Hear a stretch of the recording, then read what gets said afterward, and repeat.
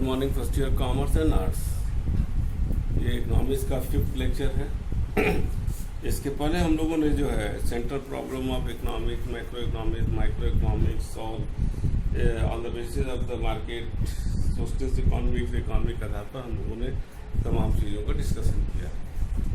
आज हम लोग इस माइक्रो इकोनॉमिक्स के क्लास में आज हम लोग एक नया पॉइंट डिस्कस करने जा रहे हैं, that is the production possibility curve.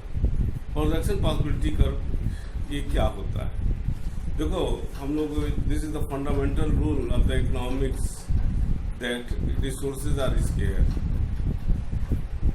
And the problem is the efficient utilization of the resources in a such manner that we can achieve the, अगर कहा जाए कि कंट्री पॉइंट ऑफ व्यू से हम ऐसा कॉम्बिनेशन हम अचीव करें कि जिसमें जो है हम सारे रिसोर्सेज को अच्छी तरह से इस्तेमाल करते हुए फुल यूटिलाइजेशन होना चाहिए in the rational manner. Resources are scarce, this is the fundamental rule we have so many time discussed. अब उस रिसोर्सेज में अगर हम लोग एक कल्पना करें कि हमको 2 सामान बनाना है, तो 2 सामान में हमको कौन सा सामान बनाना चाहिए? अब जैसे हम कहें कि हमारे पास 500 चीज़ है, 500 रुपये कोई भी चीज़ है, हमको खर्चा करना है। हमको किताब लेना है कि हमको पार्टी करना है, या इसको ऐसे कर लीजिए कि किताब लेना है हमको, या तो वही पिज़्ज़ा खाना है, समझ लीजिए। अगर हम 500 की किताब लेते हैं तो पिज़्ज़ा नहीं खाएंगे। If you are sacrificing the books तो हम पिज़्ज़ा खाएंगे। तो यहाँ पर ये होता है कि रिसोर्सेज को किस तरीके से और किस मैनर में हम यूटिलाइज करें। यहाँ पर प्रोडक्शन पॉसिबिलिटी कर्व में हम इन्हीं चीज़ों का हम लोग पूरी तरीके से अध्ययन करते हैं कि वो कौन सा combination, there are so many combination. जैसे कहे नहीं कि हमारे पास कई चीज़ें कई कॉम्बिनेशन है जिसमें हम जो है डिसाइड करते हैं कि इस रिसोर्सेज का किस तरीके से एलोकेशन करें कि ताकि जो है हमको एक बेहतर कॉम्बिनेशन प्राप्त हो सके, जिस पर से हम क्या कहते हैं सामानों को, जो भी प्रोडक्शन हो रहा है, production of the goods and services, उसका एक सेट तैयार कर सके। ठीक है ना? यहाँ पर अब जो हम लोग बात करना जाएंगे कि अगर हम एक एग्जाम्पल से बात करें प्रोडक्शन पॉसिबिलिटी कर्व में, तो प्रोडक्शन पॉसिबिलिटी कर्व हम इसको समझने के लिए हम लोग थोड़ा सा एक हम क्या कहते हैं डेटा देते हैं, डेटा के आधार पर हम उसको बनाएंगे। तो यहाँ पर एक सेट तैयार कर रहे हैं। ये जो है ये आपके उस सेट है जो आपके सीवी ये क्या कहते हैं बीएल गुप्ता की किताब का है, उसको हम बनाते हैं यहाँ पर प्रोडक्शन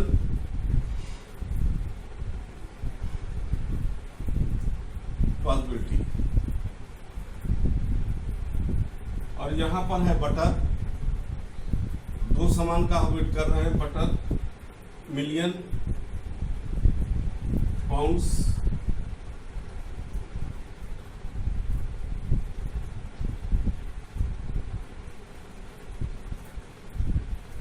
और तीसरा है गन्स। अगर हम बंदूक, गन्स, थाउजेंड्स, इसमें हम कॉम्बिनेशन अब तक का तैयार करते हैं ए, बी, सी, डी, ई और एफ। अगर हमारा बटर 0 है तो हम पूरा का रिसोर्सेस गन को देंगे 15। लेकिन यदि हम गन को कम करते हैं और रिसोर्सेस को शिफ्ट करते हैं टुवर्ड द बटर, तो बटर अगर 1 है तो रिसोर्सेज आपका 14 हो जाता है। और अगर हम और शिफ्ट करते हैं, इसको 2 करते हैं, तो रिसोर्सेज आपका गन हो जाता है 12। और शिफ्ट करते हैं, इसको अगर 3 करते हैं तो ये आपका हो जाता है 9। और इसको अगर हम 4 करते हैं ये हो जाता है 5। और अगर इसको हम 5 करते हैं तो ये हो जाता है 0। अब हम इसको एक चार्ट बनाते हैं यहाँ पर, चार्ट, और इसको हम लोग देखेंगे, ये y है, ये O है, हॉरिजॉन्टल लाइन OX हो गया और वर्टिकल लाइन OY हो गया। इसको हम लोग गन के, ये वर्टिकल लाइन को गन मानते हैं और हॉरिजॉन्टल लाइन बटर।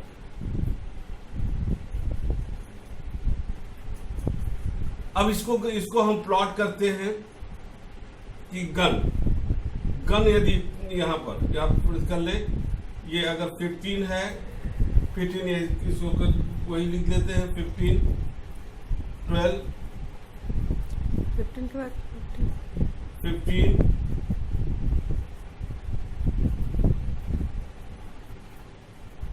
14 12 9 5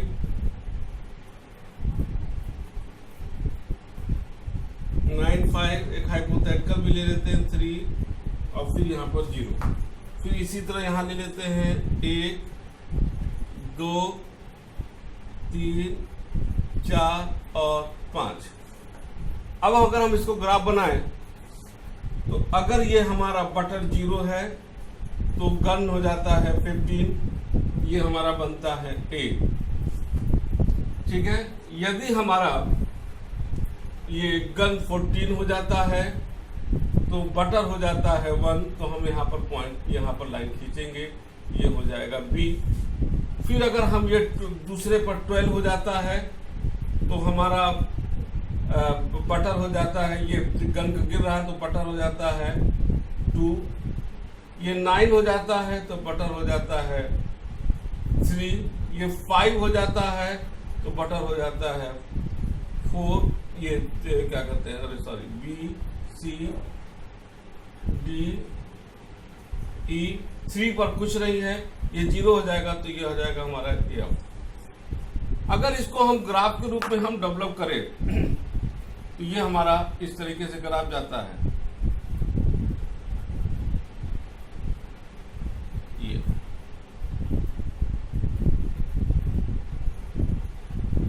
ठीक है ना, ये ग्राफ जाएगा। इसी को हम कहते हैं प्रोडक्शन पॉसिबिलिटी कर्व।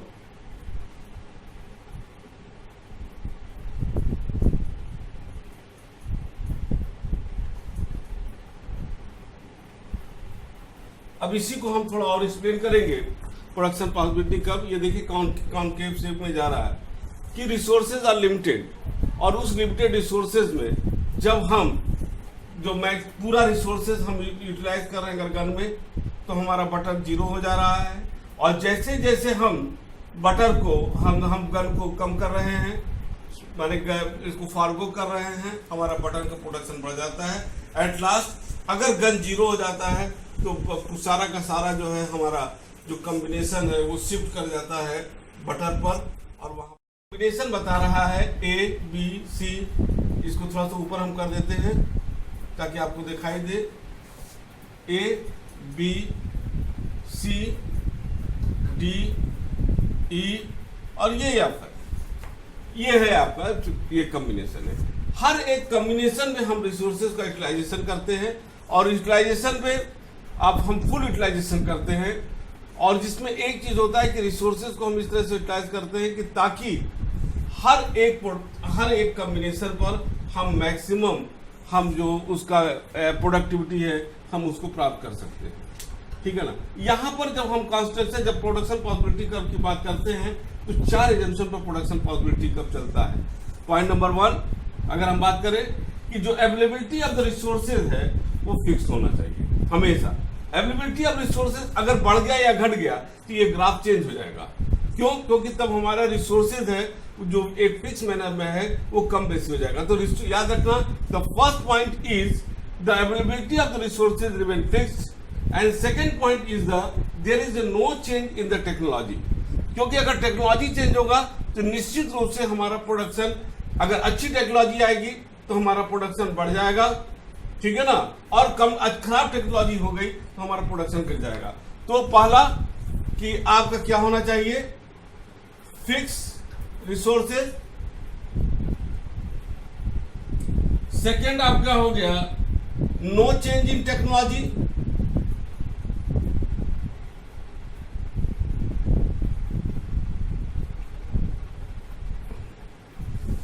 और थर्ड है जो सबसे महत्वपूर्ण है कि आपके पास फिक्स रिसोर्सेज भी है और कोई टेक्नोलॉजी में नहीं है, लेकिन क्या हमने रिसोर्सेज को प्रॉपरली एम्प्लॉय किया?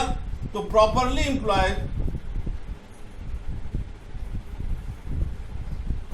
एम्प्लॉयमेंट ऑफ रिसोर्सेज, कि हमारे पास जो भी रिसोर्सेज था उसको हमने अच्छी तरीके से एम्प्लॉय किया। और ठीक है ना, और जो यहां पर चौथा जो पॉइंट है, इसको थोड़ा हम डिटेल में बताएंगे। चौथा पॉइंट है कि resources are not equally efficient in the production of all products. ये चौथा, ये बहुत महत्वपूर्ण पॉइंट है। रिसोर्सेज आर, हम ध्यान से सुनना, resources are not equally efficient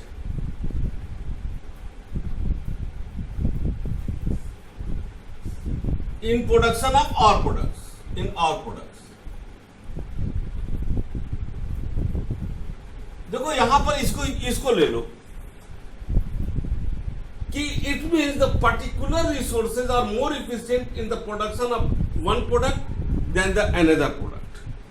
एक रिसोर्सेज है जो एक प्रोडक्ट पर ज्यादा बढ़िया काम कर रहा है, लेकिन वही रिसोर्सेज अगर हम दूसरे पर हम शिफ्ट करते हैं तो वहां वो हो सकता है कि अच्छा काम न करेगा। Hence resources are more efficient in the production of one product. Hence when the resources are transfer from the production of one good to another, its efficiency और productivity decreases and the cost increase. यदि हम products को दूसरे को क्या कहते हैं, अगर हम रिसोर्सेज को दूसरे प्रोडक्ट पर शिफ्ट करते हैं तो उसकी इफिशियंसी घटेगी, और जैसे ही इफिशियंसी घटेगी हमारा जो है कॉस्ट बढ़ जाएगा। Thus the marginal opportunity cost increase. अब एक क्वेश्चन आ गया, what is the marginal cost? Later on we will discuss. It can be explain with the help of the example. Suppose a worker is employed on the production of X goods because he is best suited for. अब मान लीजिए एक worker butter बहुत अच्छा बनाता है, लेकिन हमने उसको शिफ्ट कर दिया वाई यानी कि गन पर, तो क्या वो गन भी अच्छा बनाएगा? जैसे आप लोग अगर क्रिकेट के जानकार हो, सचिन तेंदुलकर बहुत अच्छे बैट्समैन हैं। अब हम सचिन तेंदुलकर को बैटिंग नहीं करा करके हम बॉलिंग करा रहे हैं, तो क्या Sachin Tendulkar as a cricketer bowling में उतने ही सक्सेस होंगे जितना वो क्या कहते हैं बैटिंग में थे? या अनिल कुंबले विश्व के महान गेंदबाज थे, अगर वो बहुत अच्छे गेंदबाज थे और हम उनसे बैटिंग कराने की सोच रहे हैं, क्या उतना ही एफिशिएंटली वो बैटिंग करेंगे? दोनों अपनी जगह गलत हो जाएगा। दोनों अपने अपने क्षेत्र में स्किल है, इसीलिए जो जिस क्षेत्र में स्किल होता है उसमें ही वो ज्यादा अच्छा प्रोडक्टिविटी, अपना ज्यादा अच्छा योगदान दे सकता है। Similarly the thing will be here, a resources is more skilled and give the high productivity in the one goods, but if we transfer that resources to another goods, it may be possible कि the productivity may decrease, the production may decrease, the result is the higher cost। और higher cost होने के कारण वो एक तरह से कहा जाए कि ये ठीक नहीं पड़ेगा, हम कंपटीशन से बाहर हो सकते हैं, ठीक ना। A production possibility curve is one which depicts all the possibility combination of the two goods that an economy can produce with the full utilization of the given resources and state of the technology। माने technology same होगा, उसमें जो है हम कौन से हम उसको यूटिलाइज कर सकते हैं, ठीक है ना। यहाँ पर जो हमने एक पॉइंट आया है that is the opportunity cost, ठीक है। हम ऊपर का ये टेबल थोड़ा सा मिटाते हैं और नीचे वाला रहेगा ताकि हमको समझने में हम लोगों को आसानी रहे।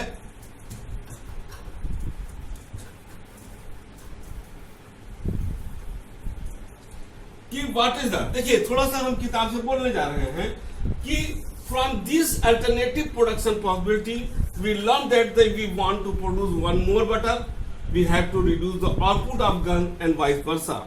It means we can transform gun into butter or butter into guns. Thus the production possibility curve tell us क्या बताता है? That we can produce more of any one commodity by giving up some of the other. In other words, one commodity can be transferred into another. That is why production possibility curve is termed inform transformation curve या opportunity cost. अब यहाँ पर एक हम जो discuss करेंगे कि what is the opportunity cost.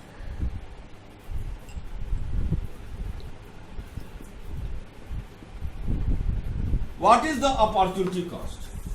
देखिए, अपॉर्चुनिटी कॉस्ट जो होता है, इसको हम अपनी भाषा में बताएं कि यदि हम सेक्रीफाइस किसी चीज को कर रहे हैं, उसके अगेंस्ट हमको क्या मिलने जा रहा है। ठीक है, मान लीजिए आप 1 लाख रुपया एक बैंक में जमा किए हो, ठीक है, उस पर आपको 10,000 रुपया मिलता है, और अगर आप बैंक में से पैसा निकाल करके आप कहीं लगाते हो, वहां से भी 10,000 मिल रहा है, तो यदि आप उसको सेक्रीफाइस कर रहे हो तो आपको मिला क्या? उतना ही बराबर मिला है। या 8,000 रुपया मिल रहा है, तो यहां पर होता है why you are sacrificing that. तो अपॉर्चुनिटी कॉस्ट इसी को कहते हैं कि जो हम सेक्रीफाइस कर रहे हैं, अगर हम एक गुड्स से दूसरे गुड्स पर जा रहे हैं और तब हम एक गुड्स को सेक्रीफाइस कर रहे हैं, तो हमको दूसरे गुड्स पर हमको क्या मिल रहा है। अगर हम दूसरे गुड्स पर शिफ्ट कर रहे हैं, वहां पर हमारी अपॉर्चुनिटी कॉस्ट जो हमारी, जिसको कहेंगे मार्जिनल अपॉर्चुनिटी कॉस्ट, अगर वो घट रहा है तब तो ठीक है, शिफ्ट कीजिए। लेकिन अगर घट नहीं रहा है और कॉस्ट बढ़ रहा है, it will better advise to retain at the prior combination. तो production possibility curve for the commodity is the amount of other commodity that has been forgone in order to produce the first. According to our example, the opportunity cost of butter is the quantity of gun foregone. If with the given resources and technology, we can either produce 5 million pounds of butter or 15,000 gun. It means that the opportunity cost of 5 million butter is better than the 15,000 gun. ठीक है ना? तो ये हमारा हो गया opportunity cost. यहां पर एक चीज हम जो बताना चाहेंगे आप लोगों को, वो है कि अपॉर्चुनिटी कॉस्ट में जो आया है मार्जिनल अपॉर्चुनिटी कॉस्ट क्या होता है। ठीक है, मार्जिनल अपॉर्चुनिटी कॉस्ट।